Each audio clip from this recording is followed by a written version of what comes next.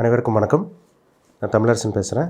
இன்றைக்கி நம்ம இந்த வீடியோவில் எதை பற்றி பார்க்க போகிறோம்னா, புத்தாண்டு ராசி பலன்கள், தமிழ் புத்தாண்டு ராசி பலன்கள் 2026.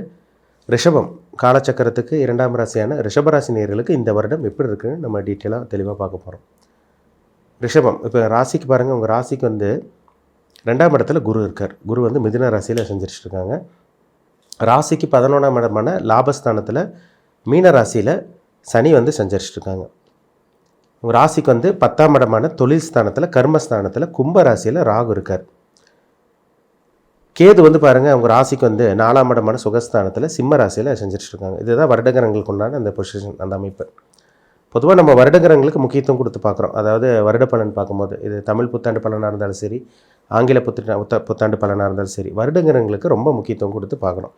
ஏன்னா ஒரு குறிப்பிட்ட காலம் வரைக்கும், கிட்டத்தட்ட ஒரு வருஷம் பக்கமே உங்களுக்கு ஒன்றா நல்லது நடக்கும், இல்லை கெட்டது நடக்கும். அதனால தான் நம்ம வருடகிரகங்களுக்கு நம்ம முக்கியத்துவம் கொடுக்குறோம். ஏன்னா சனி ஒரு ராசியிலேருந்து இன்னொரு ராசிக்கு போகிறதுக்கு 2.5 வருஷம் டைம் எடுக்கும். குரு 1 வருஷம் டைம் எடுக்கும். ராகுக்கேது 1.5 வருஷம் டைம் எடுத்துக்குவாங்க. அதனால தான் வருடகிரகங்களுக்கு ரொம்ப முக்கியத்துவம் கொடுத்து பார்க்குறோம். ஏன்னா அதோட இம்பேக்ட் தான் அதிகமாக இருக்கும். ஒன்றா நல்ல இம்பேக்டாக இருக்கும், இல்லை கெட்ட விஷயங்கள் நடக்கும். இதுதான் உங்களுக்கு இருக்கும். இப்போ பாருங்கள், உங்கள் ராசிக்கு 2ல் இருக்கார். குரு 2ஆம் இடத்துல ஒரு நல்ல ஒரு இடத்துல தான் இருக்கார். இப்போ 3ஆம் இடமான முயற்சி ஸ்தானத்துக்கு போயிடுவார். இது எப்போ நடக்கும்? ஜூன் மாதம் 2ஆம் தேதி. அதாவது தமிழ் புத்தாண்டு உங்களுக்கு ஏப்ரல் 14ஆம் தேதிக்கு அப்புறம் உங்களுக்கு நடக்கும். ஏப்ரல் 14ஆம் தேதி பார்த்திங்கன்னா ஒரு சில பேத்துக்கு பார்த்திங்கன்னா ஒரு எதிர்பார்ப்பு இருக்கும். சரி, இந்த தமிழ் புத்தாண்டாச்சு, ஆங்கில புத்தாண்டு எதுவும் நடக்கலை, சரி தமிழ் புத்தாண்டுலேயே ஏதாவது மாற்றங்கள் நடக்குமான்னு ஒரு சில பேர் எதிர்பார்ப்போடு இருப்பாங்க. ஒரு லட்சியத்தோடு இருப்பாங்க. ஒரு சில ஆசைகளும் கனவும் எல்லாத்துக்கும் இருக்கும். ஒவ்வொருத்தருக்கும் ஒவ்வொரு விதமாக ஆசைகளும் கனவும் இருக்கும். அது ஒரு சில பேருக்கு மாறுபடும். சரிங்களா? இப்போ உங்கள் ராசிக்கு 3ஆம் இடத்துக்கு குரு வருவார். ஜூன் மாதம் 2ஆம் தேதி குரு பயிற்சி நடக்குங்க. இந்த வருஷம் ஜூன் மாதம் 2ஆம் தேதி. கிட்டத்தட்ட பார்த்திங்கன்னா இந்த ஏப்ரல் 14ஆம் தேதிக்கு அப்புறம் ஒரு 45 நாளே உங்களுக்கு இந்த குரு பயிற்சி நடந்துடும். இந்த குரு உங்கள் ராசிக்கு 3ஆம் இடத்துக்கு வரக்கூடிய குரு பார்த்திங்கன்னா முயற்சி ஸ்தானத்தில் குரு வருவார். அது உச்சம் பெறக்கூடிய ராசி கடக ராசி. குரு பாருங்கள் 12 வருஷத்துக்கு ஒரு தடவை தாங்க அந்த கடக ராசிக்கு வருவார். அது உச்ச வீடு வேறு, உச்சம் பெறக்கூடிய இடமே கடகம் தான். அப்போ அந்த இடத்துக்கு குரு வரும்போது நிறைய சில மாற்றங்கள் கண்டிப்பாக ஒரு சில ராசி கொடுக்கும். அந்த ரிஷபராசிக்காரங்களுக்கு நிறைய சில மாற்றத்தை கொடுக்க போகுது. ஏன்னா பொதுவாகவே 3ஆம் இடத்துல குரு நான் நல்ல பலன் கொடுக்காதுன்னு சொல்லுவாங்க. அவர் இருக்கிற இடத்துல விட உங்களுக்கு பார்க்குற இடம்லாம் கொஞ்சம் சிறப்பாகவே இருக்குன்னு சொல்லிடலாம்.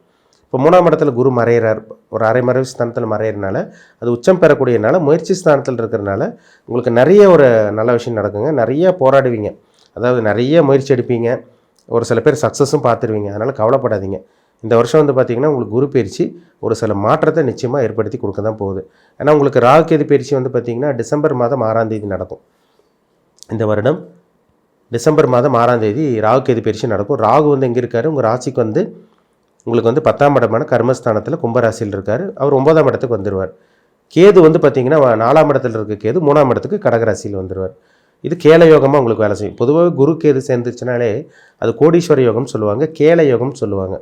ஒரு சில ரிஷபராசிக்காரங்களுக்கு இந்த வருடம் மிகப்பெரிய செல்வந்தராக ஒரு பணக்காரனாக மாறக்கூடிய ஒரு நல்ல ஒரு வருடமாக உங்களுக்கு உருவாக போகுது. ஜாதகம் மட்டும் நல்லா தெளிவாக நல்ல கிரகத்தோட தசாபுத்தி மட்டும் நடந்துருச்சுன்னா அதில் யாருனாலையும் தடுக்க முடியாதுங்க. கண்டிப்பாக நீங்கள் இந்த வருஷம் செல்வந்தராயிருவீங்க, பணக்காரனாயிருவீங்க. அதில் மாற்றமே கிடையாது. சரிங்களா?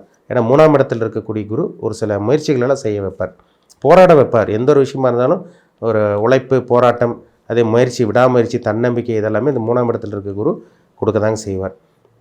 அவரோட பார்வையெல்லாம் சிறப்பாக இருக்குங்க. அவர் பார்வையெல்லாம் பாருங்கள், உங்களுக்கு மகர ராசி மேலே பார்வை விழுகும், பாகிஸ்தானத்து மேலே உங்களுக்கு பார்வை விழுந்து உங்களுக்கு அது ஒரு நல்ல ஒரு இதாக கொடுத்துரும். ராகு உங்களுக்கு அந்த இடத்துக்கு வரனால ஒரு சில மாற்றங்கள் கண்டிப்பாக கொடுத்துருவார் உங்களுக்கு.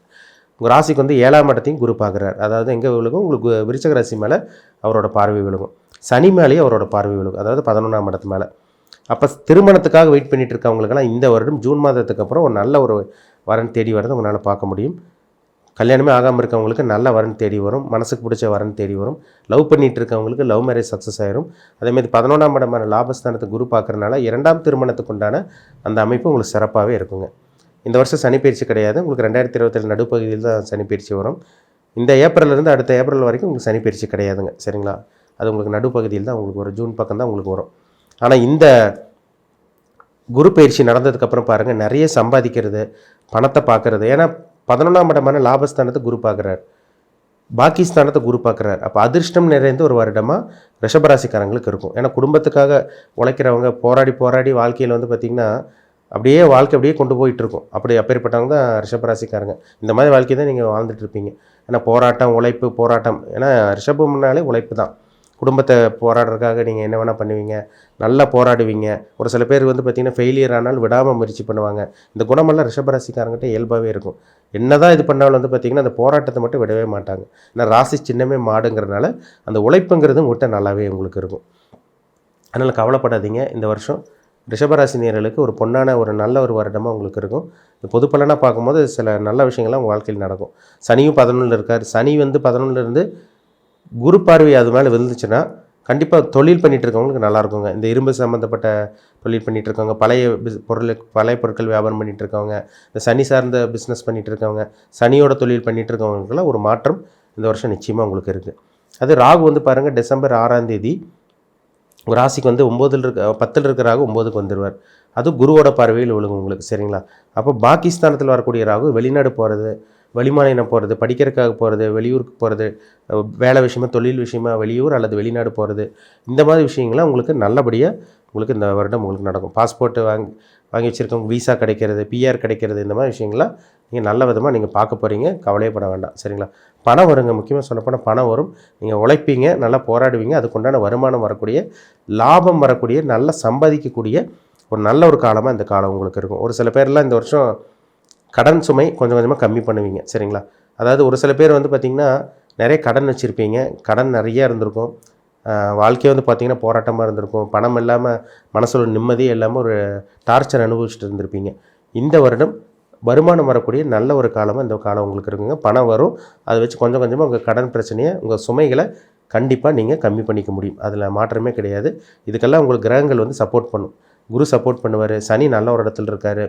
குரு 11ஆம் இடத்தை பார்க்குறாரு. அதுவும் ராகு வந்து ஒரு 9ஆம் இடத்துலேருந்து ஒரு மாற்றத்தை கொடுத்துருவார் உங்களுக்கு. 3ஆம் இடத்துல இருக்க கேது வந்து பார்த்திங்கன்னா முயற்சி தூண்ட வைப்பார். இதெல்லாமே உங்களுக்கு சாதகமான அமைப்பு தான்.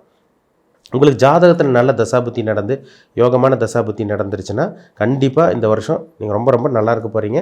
அதில் சந்தேகமே கிடையாது. அதனால் உங்கள் பிறப்பு ஜாதகத்தில் என்ன தசாபுத்தி போகுது, நீங்கள் என்ன நட்சத்திரம்னு பாருங்கள். நீங்கள் வந்து பார்த்திங்கன்னா கார்த்திகை நட்சத்திரமா, ரோகிணி நட்சத்திரமா, மிருகசீரிஷ நட்சத்திரமா, என்ன லக்னத்தில் பிறந்திருக்கீங்க, என்ன பிளானட்டோட தசாபுத்தி போயிட்டுருக்கு, என்ன இம்பேக்டில் இருக்கீங்க, அது பாசிட்டிவாக போயிட்டுருக்கா, நெகட்டிவாக போயிட்டுருக்கா, அது என்ன எந்த காலம் வரைக்கும் இருக்கும், ரொம்ப காலமாக உங்களுக்கு நெகட்டிவாக போயிட்டுருக்கா, இல்லை கெட்ட நேரம் முடிஞ்சு உங்களுக்கு நல்ல நேரம் ஆரம்பிக்க போதா, இது அவங்கவுங்க ஜாதகத்தை வச்சு பார்த்தா தான், இந்த கோச்சார பலன் வச்சு மேட்ச் பண்ணும் போது தான் நம்ம அக்யூரேட்டாக ப்ரெடிக்ட் பண்ண முடியும். சரிங்களா? அதனால் உங்கள் பிறப்பு ஜாதகத்தை பாருங்கள், எப்படி போயிட்டுருக்குன்னு பாருங்கள். அது ரொம்ப முக்கியம். பொதுவாக பார்க்கும்போது இந்த வருடம் உங்களுக்கு ஜூன் 2ஆம் தேதிக்கு அப்புறம் நிச்சயமாக ஒரு சில மாற்றங்களை நீங்கள் பார்க்க போகிறீங்க. ஒரு சில பேர் கஷ்டத்தில் இருக்கவங்களுக்கெல்லாம் ஒரு விடிவு காலம் பிறக்க போகுதுன்னே சொல்லிடலாம். ரிஷபராசி நேயர்களுக்கு பயன்படுத்திக்கிங்க. இந்த வருடம் ஒரு சிறப்பான ஒரு வருடமாக உங்களுக்கு இருக்கும். ஜாதகத்தை செக் பண்ணுங்கள். உங்களுக்கு எப்படி டைம் போயிட்டுருக்கு, என்ன பிளானட்டோட தசாபுத்தி போயிட்டுருக்கு, பாவகிரகங்களோட தசாபுத்தியா, சுபகிரகங்களோட தசாபுத்தியா, அது எப்படி உங்களை இம்பேக்ட் பண்ணிகிட்ருக்கு, நல்ல வழியில் போயிட்டுருக்கா, இல்லை கெட்ட வழியில் கொண்டு போயிட்டுருக்கா, நல்ல கர்மாவில் இருக்கீங்களா, கெட்ட கர்மாவில் இருக்கீங்களா, இது அவங்கவுங்க பிறப்பு ஜாதகத்தை பார்த்தா மட்டுமே தான் நம்ம அக்யூரேட்டாக சொல்ல முடியும். அதனால் உங்கள் பிறப்பு ஜாதகம் பாருங்கள், ரொம்ப முக்கியம். மீண்டும் அடுத்த பதிவில் சந்திக்கும் வரை உங்களிடமிருந்து விடைபெறுவது உங்கள் சோதரி தமிழரசன். நன்றி, வணக்கம்.